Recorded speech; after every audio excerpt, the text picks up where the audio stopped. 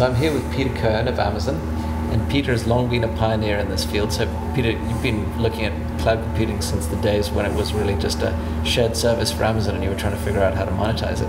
That's right. What's a sense of what's changed in your view in this last year, and what do you think is important looking ahead? Well, a few things. It sort of goes without saying that big data has come to the fore. And in many regards, I'd consider big data to be the entry point for enterprises to start really seriously consuming cloud capabilities.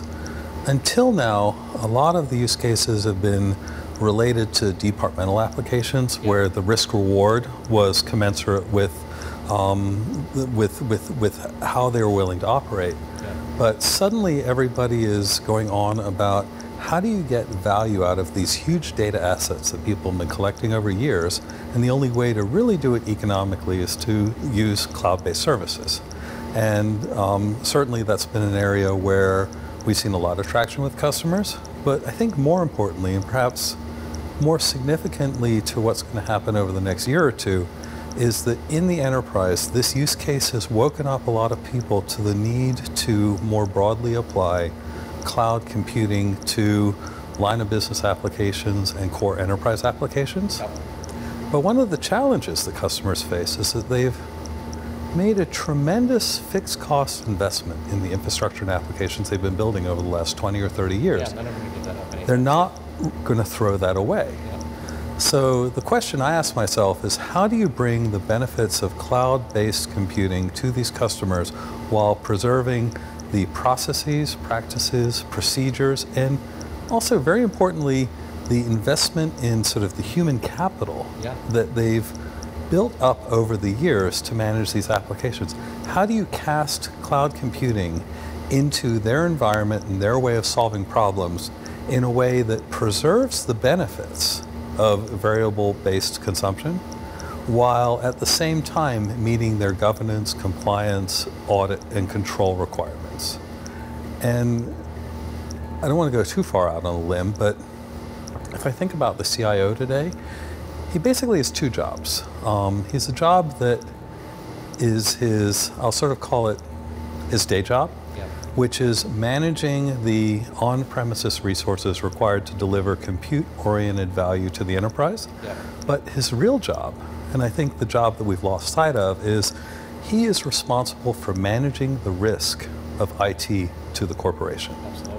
And I see his role becoming more and more applying that responsibility to the application of these new compute mechanisms to his business. And I think what's going to happen in the next 2 to 3 years is he's going to need more and better tools to manage that risk so he can deliver the value his customers are demanding.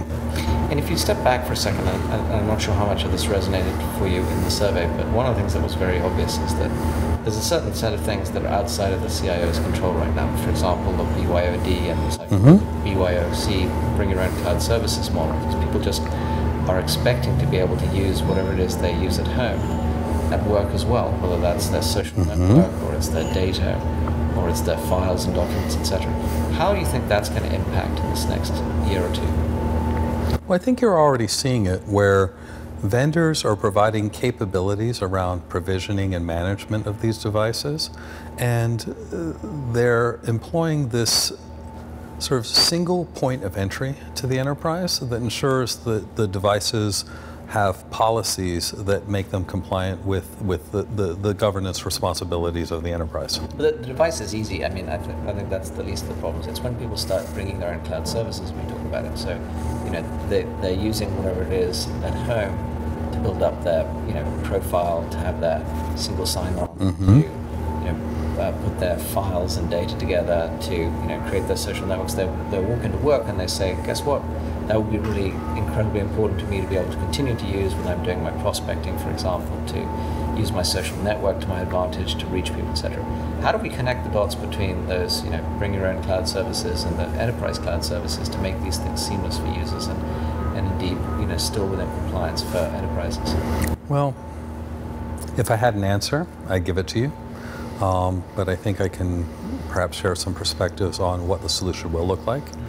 just like with the consumerization of IT around bring your own device, we've built an entire industry over the last 4 and 5 years to make that happen. Yeah. So as the bring your own cloud resources starts to take the fore, you're going to see a parallel. It's inevitable. So ways of ensuring that the value that people bring in terms of the cloud-based services that they use on an everyday basis creates a one-way value to the enterprise, whereby they're not opening themselves up to various risks, data and security breaches. I think that's going to be an important aspect. I think there's probably elements of ensuring that governance and compliance of single sign-on, authentication, and various other ways of people are accessing these things from within the enterprise that adhere to the policies. I think those are going to be important aspects. I don't know what the solutions are going to look like, but I have to believe it's going to be very parallel to the BYOD development. Makes sense.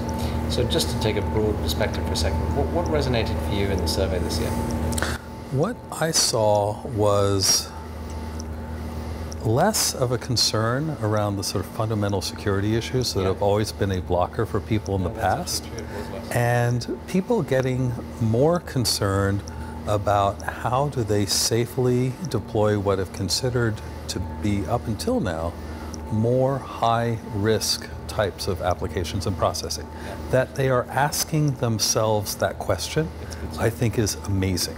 They wouldn't even ask themselves that question a year or two ago. So Amazon's obviously been quite innovative in creating clouds specifically for things like government and financial services, etc.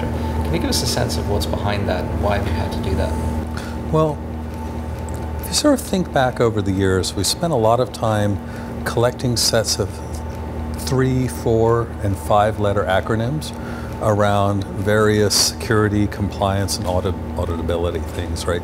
PCI, SAS, SAS 70, the Type 1, Type 2. And when you start getting into more specialized use cases, there's federal government, there's things that have to be FISMA related, FISMA low, FISMA moderate, FISMA high. There's things related to the financial services industry. And what we believe is that in the fullness of time, you'll be able to meet most customers' requirements with a single offering, but in the interim, do what our customers ask. Yeah. How do we provide them with an environment where they feel that they can safely move the types of workloads that make sense to run on the cloud to us? And as such, we've created these sort of more vertically certified clouds around certain types of use cases and certain types of certifications. And other than certifications, is there specific work you've had to do to create the kind of compute platform that they need?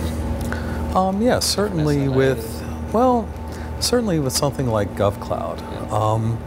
There are certain government regulations about the types of people who are allowed to work on and access the environment. Yeah. So as part of that certification, we had to ensure that we met the requirements.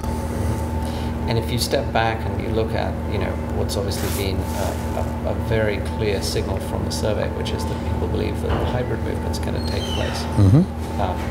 There's multiple viewpoints about what that really means, but what would be your response to that? How would you handle the need for some people to say, no, we've still got to have control and total transparency? Well, my answer to that is actually pretty straightforward. We want to ensure that the types of governance and compliance and auditability that they require for their on-premises environments where they've been traditionally more comfortable running their applications are manifest either directly or analogously in AWS. That's what the customers are asking for. And where we see an opportunity to do that, that's what we'll do. So really, you're going to find a way to make it work for the customer on their terms? Absolutely. Whatever it takes? Absolutely. Well, that's very encouraging. Great. Well, it's a great agenda for the coming year, so great to have you here. And awesome. We'll see you again next year. Great. Thank you. Pleasure. Thank you.